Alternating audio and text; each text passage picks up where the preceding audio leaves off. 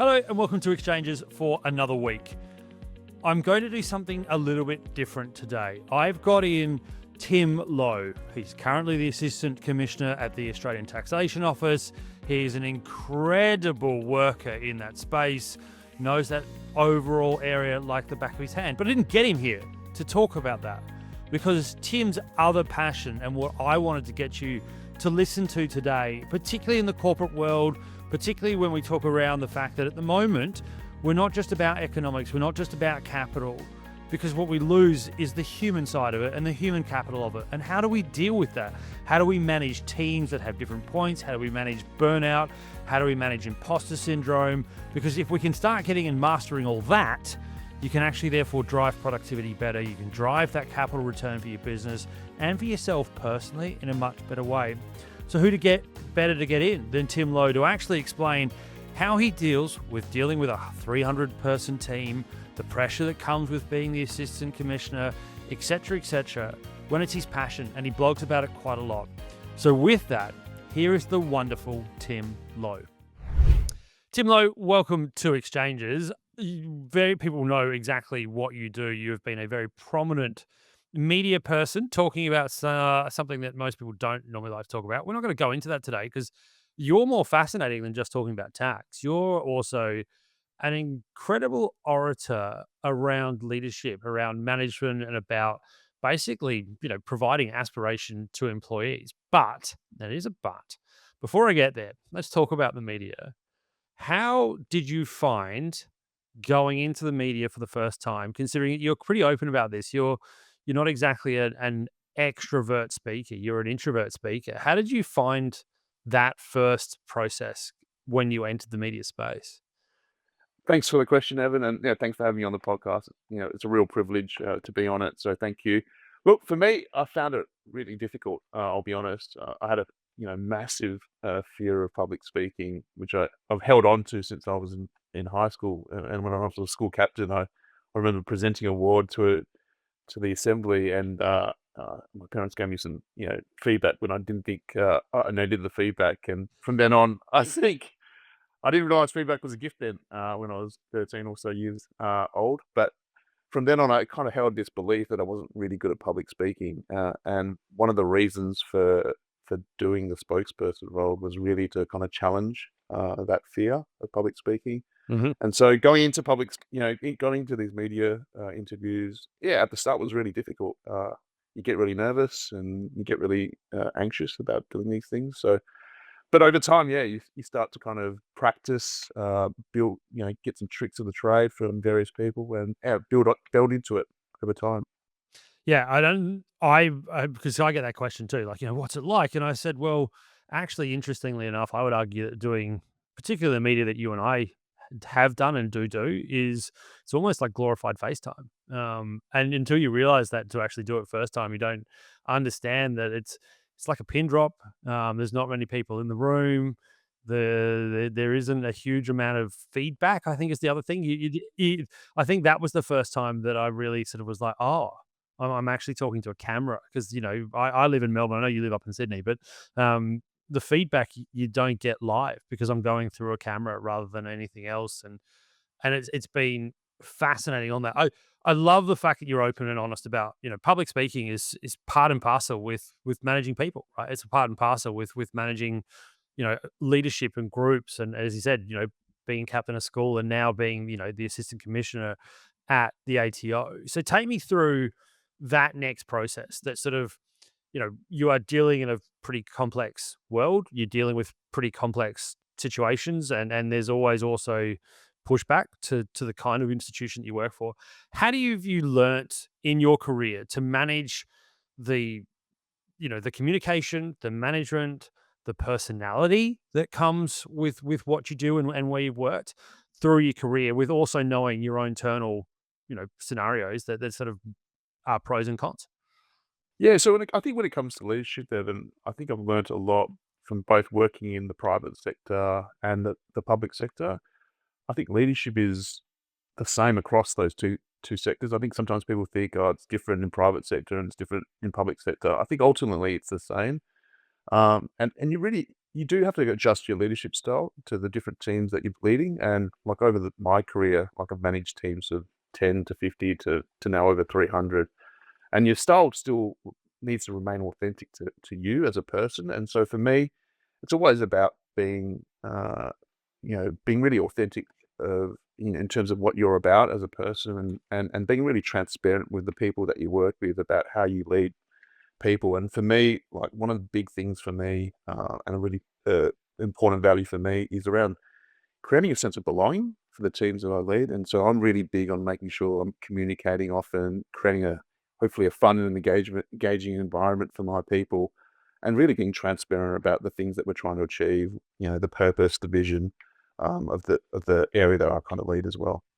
Because you write a lot about that kind of stuff you have in your social postings and what have you, like your 3 tools. Take me through your how that came about first and foremost, because it's almost become sort of viral in terms of how you did it, which is amazing.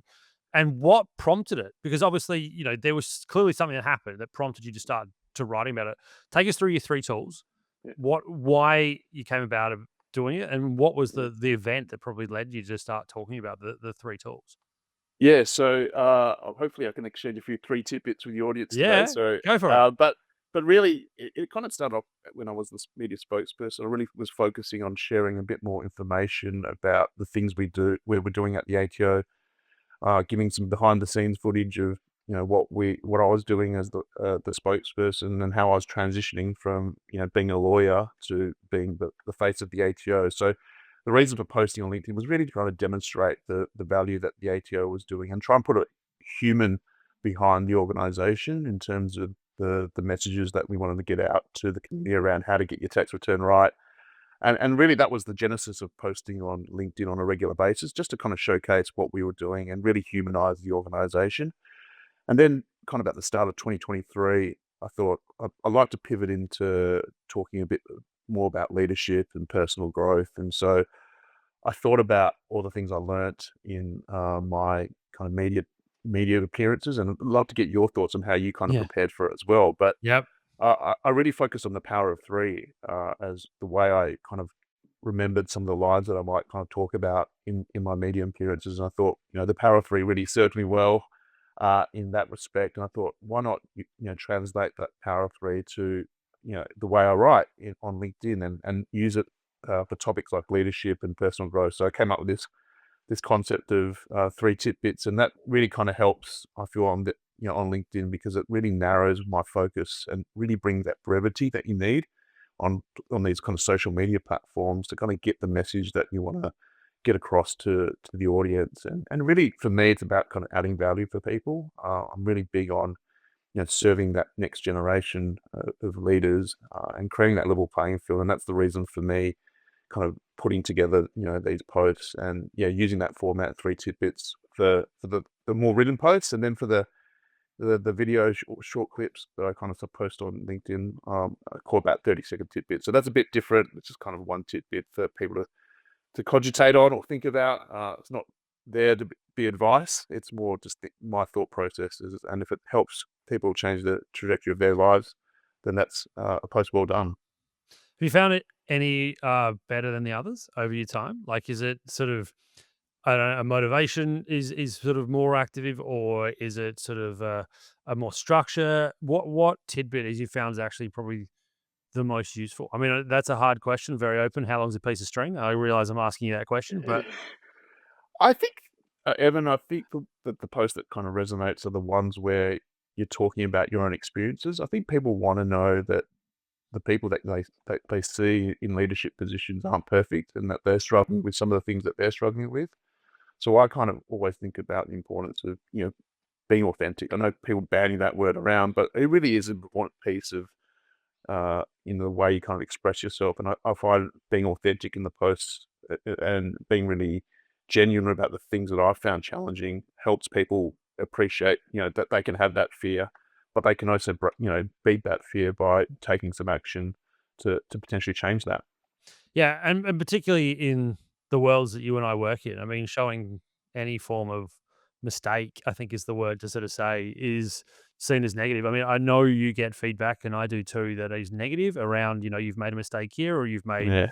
this person or blah blah blah, and you haven't taken this, and how dare Yeah. you not say that, Yeah. and all that kind of stuff. I mean, that's what the world that we live and work in terms of working in tax or working in economics and what have you. Which brings me to the other part of something that you write so passionately about, and something that I also identify with a lot because people ask me this question is, how do you deal with imposter syndrome? Because even at our levels, I still talk about it all the time. Like the people that I aspire to and the people that I watch, and those that are doyens in our world, I still believe that I'll never reach their kind of level. How have you come about dealing with imposter syndrome?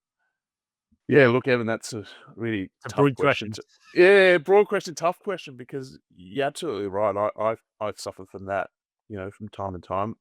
Even coming onto this podcast, you feel a bit of imposter syndrome because I'm talking to someone No, like yourself. So, no, but back so at you. As there you go. But it's difficult because you want to. I think what I think why we have imposter syndrome is because we really care about adding value to the people that you're trying to get your message across to.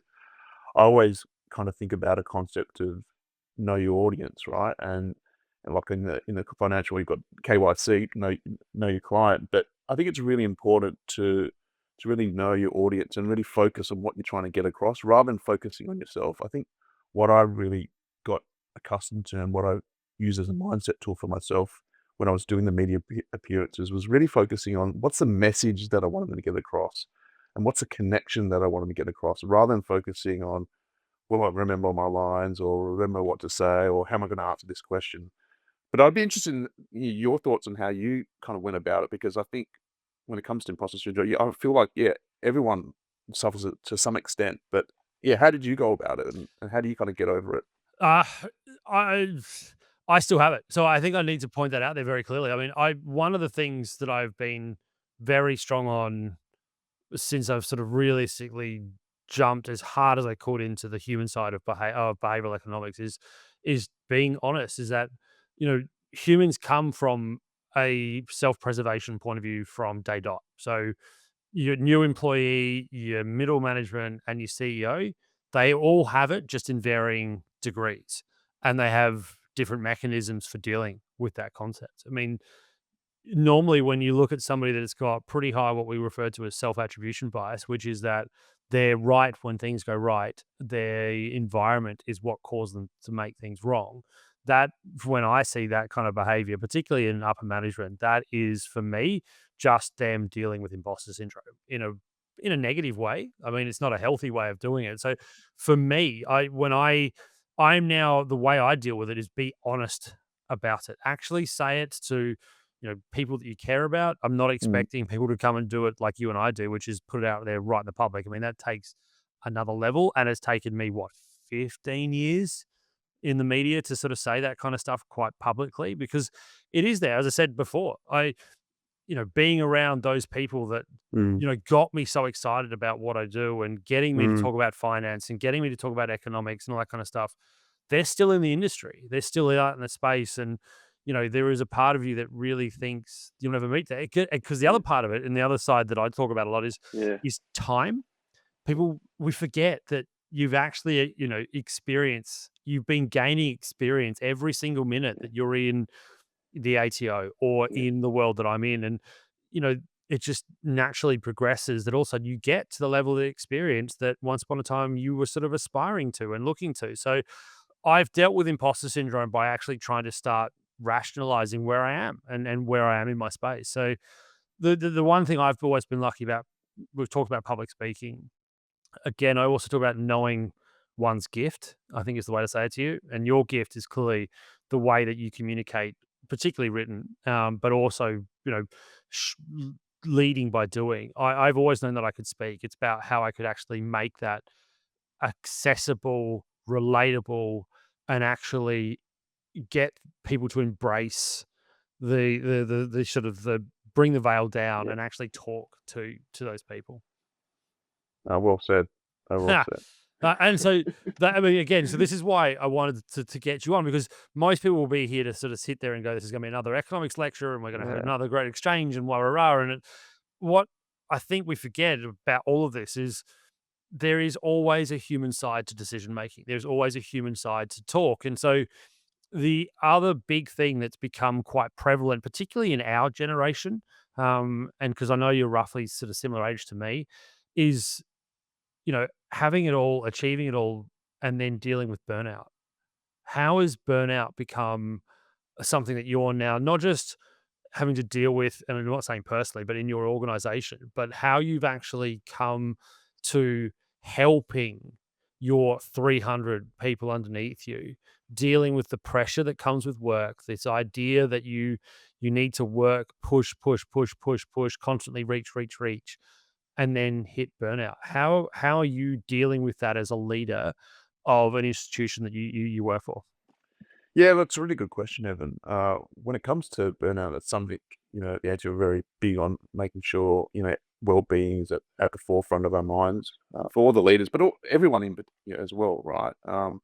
For me, it's about really leading from the front and being really transparent. I think I talked about transparency before, but just in the way you communicate it's sharing a little bit about what you're dealing with as well. So you know, as a senior lead in the organization, you are busy and you've got things to do and meetings to go to and travel, and you've also got family as well. So Mhm. I like to communicate to my area and say, this is what I did this week, and this is what I'm doing, in this weekend, and also share a little bit about what I do outside of work. So, for example, I coach my son's basketball team. So I make that really transparent with them that I finish really early on a Tuesday to coach the team, and so that gives them, I guess, the courage to do that for themselves, whether it's coaching a basketball team or something else that's important for their lives. I really want to make sure that I'm really transparent, so that they know that if Tim's doing that, well, I could do something as well. And I think that's really important when it comes to avoiding burnout. There's always going to be work to do, but being really clear and being really clear about the boundaries that you need to have in order to kind of thrive and be productive on a consistent basis, not just only in your career but also in your life. Right? I think it's really important that you create that time and space. And I don't know if you heard about this term called time boxing, but I really Mhm. like what Nuriya's done around time boxing, and I think that's really important to time box the things that are important to you. And the only way you do that, and you kind of hinted uh, about it before, the importance of reflecting. I think we don't do enough reflecting in our lives, and we always go, go, go. What's the next thing we need to achieve, or what's the next thing we do? And I think it's really important to reflect and book in that time to do the things that are really important to you, and do the things that are that energize you. And I think that's some of the things that I think about when it comes to burnout, just both in organizations, but also with the people and the family and friends that you love. Do you think COVID has also changed that viewpoint? Like actually accepting it, understanding things like working from home, life flexibility, the understanding that, work-life balance is actually something that increases, and I loved your word there, like the productiveness of people. Do you think COVID has been that catalyst for good, despite obviously the horrible thing that it was, that actually started to get people to realize that point? I think it has been, but I also get a sense from large organizations in the private sector that that's going back the other way. With those requests to kind of go back into the office. I think it definitely has been a catalyst, to use your words, Evan, in terms of helping create some visibility around the fact that people aren't just their careers, but they've got a life outside of their careers. So I definitely think COVID has helped in that way. And yeah, I think it's really important for organizations and leaders in organizations to kind of remember what people have done. And I think COVID definitely has been a positive catalyst, but you can definitely see some of the winds changing in that respect as well. Yeah, because it's interesting. We are now seeing even the Productivity Commission pointing to the fact that hybrid working, so 2, 3 days in the office, 2, 3 days at home, is actually that level of productivity around it. I mean, the thing they point out is, particularly for somewhere where you live in Sydney, that the average transport movement per day is about 90 minutes. I mean, that's a lot of time in daylight to actually have lost productivity of transport, and therefore, if you working from home and you can get those 90 minutes back, it increases mental stimulus, requires the ability to actually get work done without disturbance and all that material in between. The other thing that I also therefore want to ask the question about is, work flexibility, how you deal in management with work flexibility, but also the, letting go of oversight. Because I think what you've alluded to there about particularly the private sector is, is good management requiring more or less oversight in this current world? Look, I think it's a really good question, Evan, in the sense that I think whether someone's working from home or working in the office, if productivity was an issue working in the office, it's going to be an issue working from home. So I think the issue is around, managing and leading people in a hybrid environment. And I think when you are managing in a hybrid or leading in a hybrid environment, you just have to be much more deliberate in terms of the way you want to connect with your people. So maybe I can use a couple of examples in what I do. Like Please do. I have a town hall every month with all 300 plus, my team members, and that's one way we do that virtually because not everyone is in the same office, and some people are working from home, and that's one way we try to connect. And we also try and connect through other ways, like through Spotify playlists. Like we'll have a shared Spotify playlist that we can or contribute to every month, every couple of months, and that's another way that you want to make sure that your people are connected. But even within your teams, like sub teams within your teams, like I find, when I go to different sites, we call them sites at the ATO. Yeah, there'll be some ways that the team are connecting through anchor days and the like, in order to make sure we're collaborating and connecting with each other. So I think there's a few different ways that which you can manage and lead. But I think what's really important is in a hybrid environment that you're really deliberate and really structured in terms of the initiatives that you want to put forward to make sure you've got that collaboration and connectivity across the team. Other thing that you talk about a couple of times, and I've seen you do this around it, is what you refer to as an equation being C equals A plus C plus T. Take me through confidence, because this is the other thing that I know you talk about, and how you deal with confidence. Take me through what C equals A plus C plus T.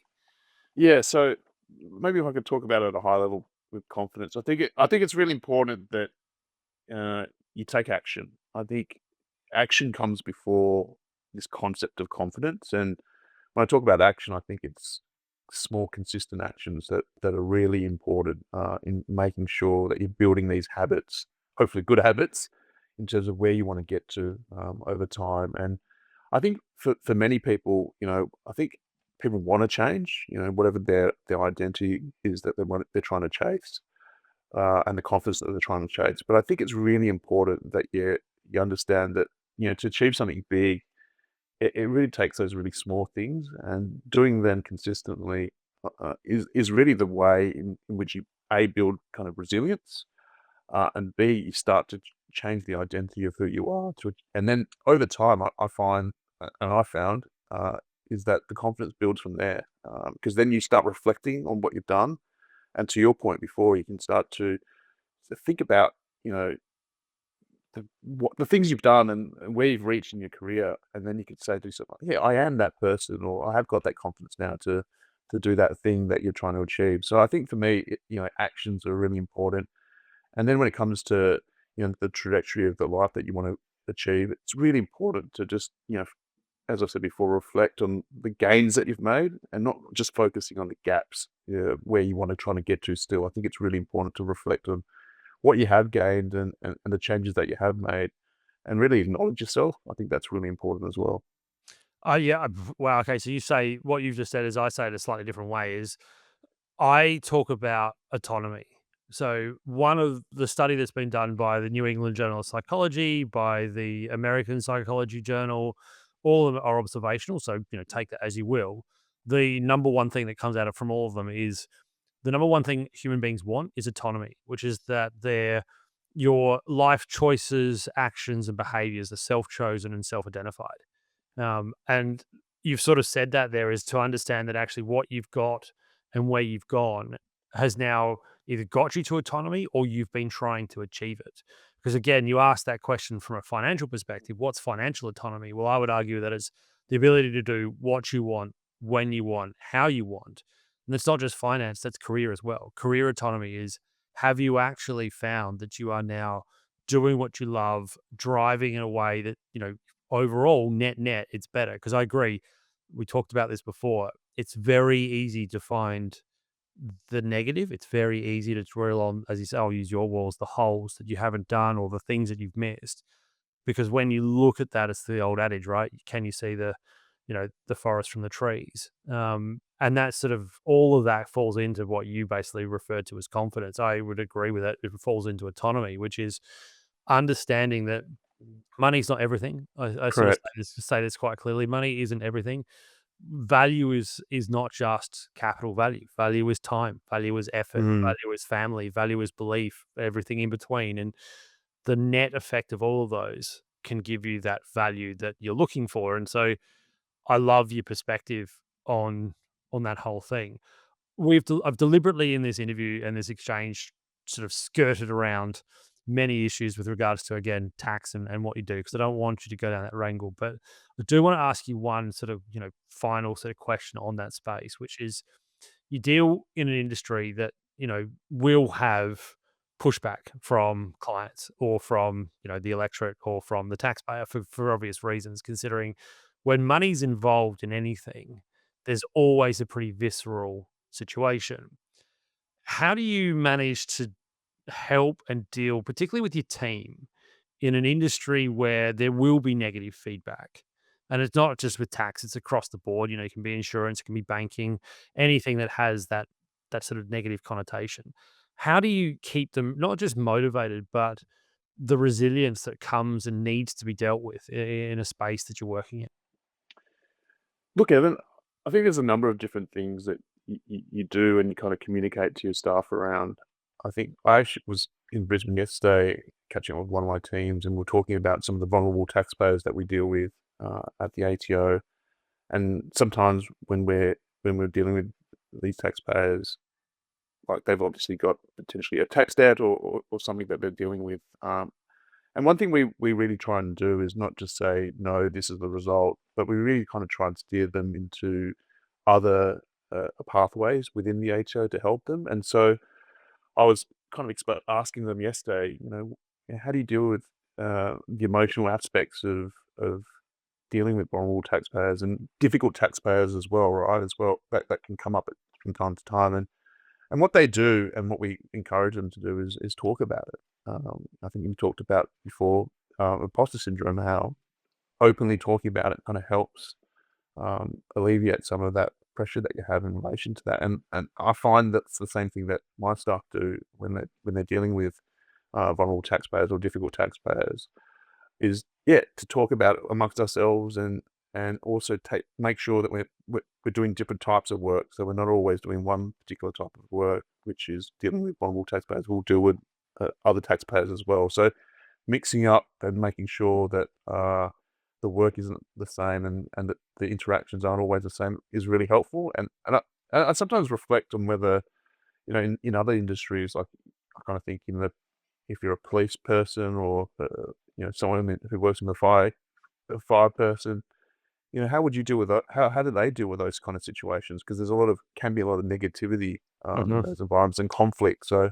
I've always wondered, how that's worked out in those industries. I can't believe the time we've gone through.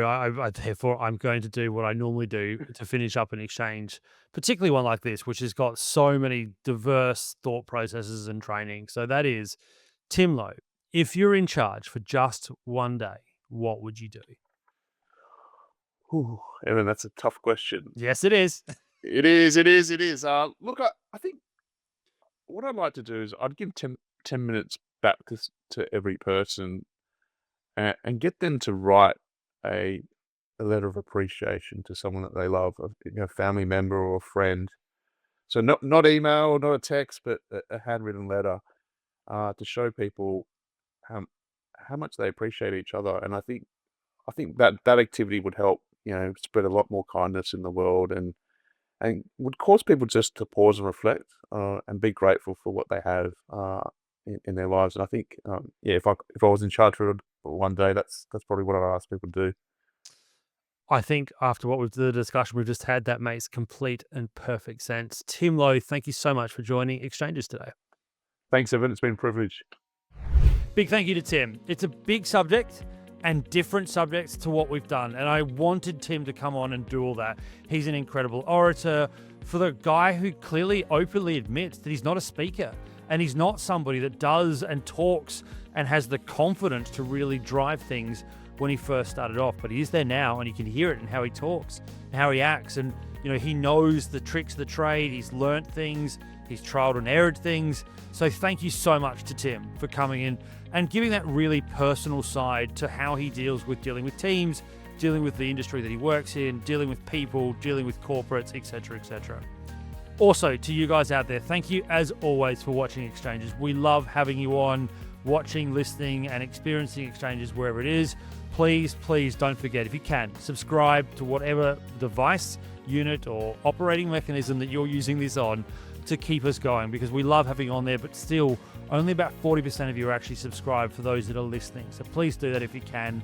Don't forget, we also have an email. It's exchanges@evanlucas.com.au. But until next time, thank you so much for listening, watching, and everything in between, and we'll talk to you then.